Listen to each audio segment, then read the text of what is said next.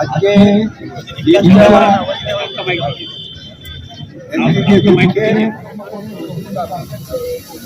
এবং তাদের সাহায্য সহযোগিতা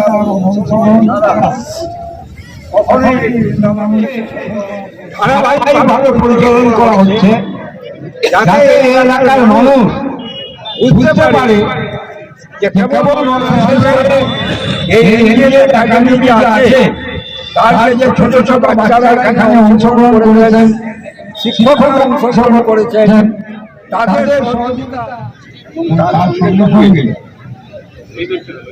আজকে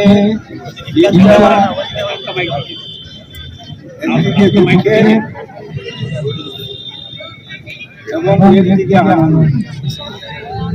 দুঃখের এই জন্য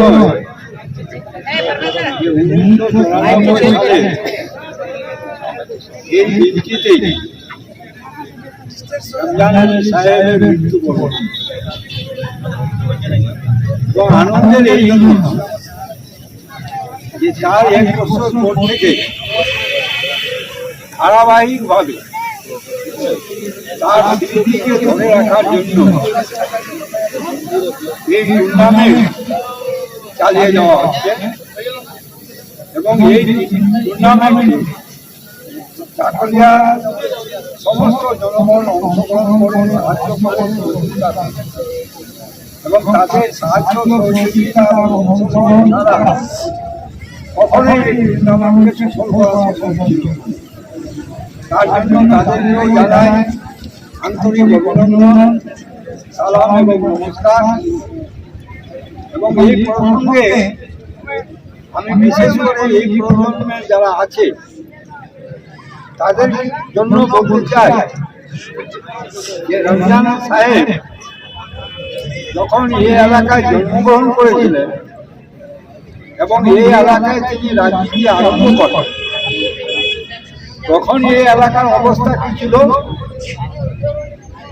প্রশাসনের লোকেরা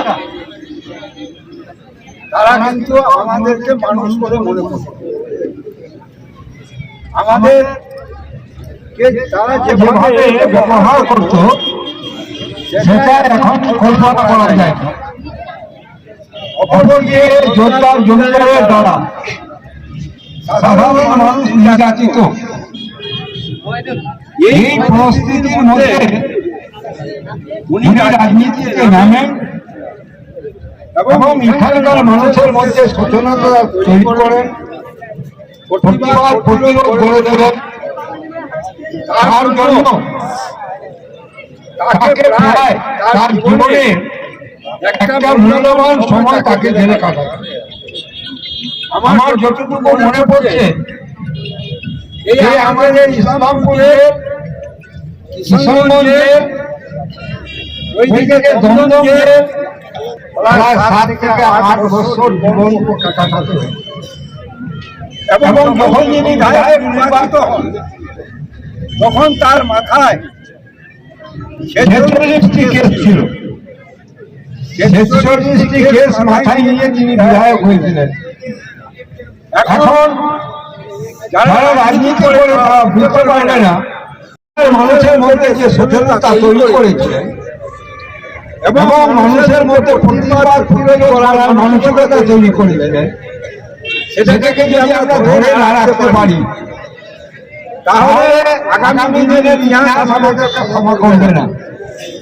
সেই কথা ভেবেই এই টুর্নামেন্টে ধারাবাহিকভাবে পরিচালনা করা হচ্ছে, যাতে এই এলাকার মানুষ বুঝতে পারে যে কেবল রমজান সাহেব নয়, রমজান সাহেবের মাধ্যমে এই এলাকার মধ্যে যে বিপ্লব ঘটেছিল সেই বিপ্লবকে আগামী দিনে আরো উন্নত বৃদ্ধি করা যায়, সেটাকে কিভাবে করা সম্ভব সেই কথাগুলি স্মরণ করার জন্যই এই টুর্নামেন্ট পরিচালনা করা হচ্ছে। এবং আমার আশা যতদিন এখানকার মানুষ জীবিত থাকবে, আমরা হয়তো কেউ থাকবো না, তখনও কিন্তু রমজান সাহেবের নামে এই টুর্নামেন্ট চলবে এবং এই টুর্নামেন্টকে যারা পরিচালনা করছেন তাদেরকে আর একবার ধন্যবাদ জানাচ্ছি। বিশেষ করে এই এরিয়ার একাডেমি আছে, তার যে ছোট ছোট বাচ্চারা এখানে অংশগ্রহণ করেছেন, শিক্ষকরা অংশগ্রহণ করেছেন, তাদের সহযোগিতা, তাদের এই অংশগ্রহণকে আমরা চিরস্মরণীয় করে রাখতে চাই। এবং এই বাচ্চাদের আমার ভালোবাসা থাকলো এই বলে সকলকে আরেকবার সালাম, নমস্কার এবং অভিনন্দন জানিয়ে আমার বক্তব্য এখানে শেষ করছি। बहुत बहुत शुक्रिया।